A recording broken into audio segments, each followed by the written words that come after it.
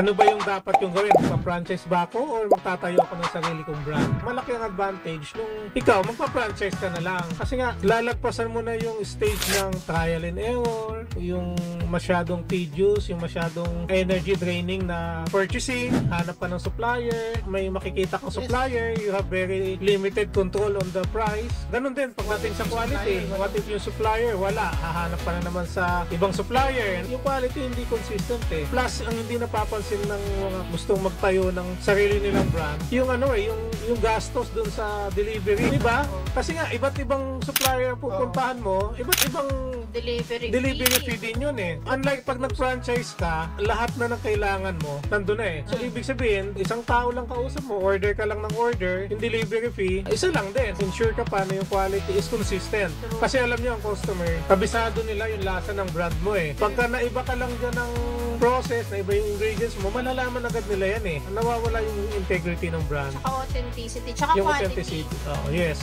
tama. Quality ng product, no? And syempre, pagka pumili ka ng franchise, syempre, iba yung may pangalan na eh. Oo. Na-establish na eh.